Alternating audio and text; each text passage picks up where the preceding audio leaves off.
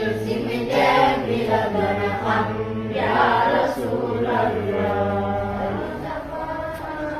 Yalla tasawfe bimoda wa Muhammad wasapa la moda hijab muslimun yukhayya ya Rasulullah. Yalla tasawfe bimoda sunu khalida farqa badayyan nida bilakan ila sapa ya Rasulullah.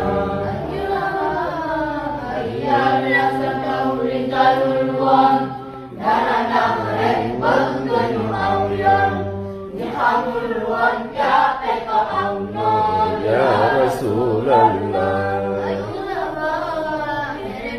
Kamuwa ilallah ikakas jebane kofilla jangan yusak khairuka wallah ya Rasulullah. Ay Mustafa, Ikan sikapan wibale dikawal dikatan jadu fale menudek muibun banyalale ya Rasulullah.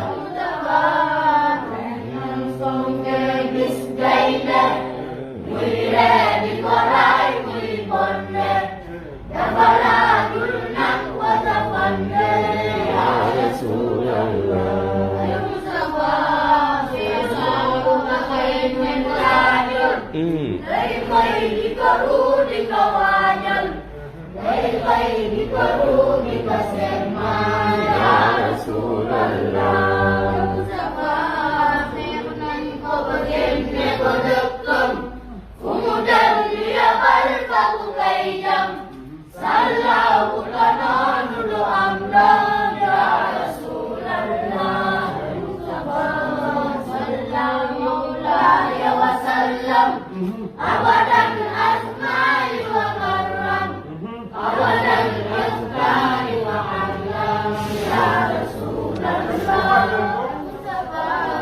Sallallahu alaihi wasallam abadan asma'i wa karram abadan asma'i wa alam ya Rasulullah.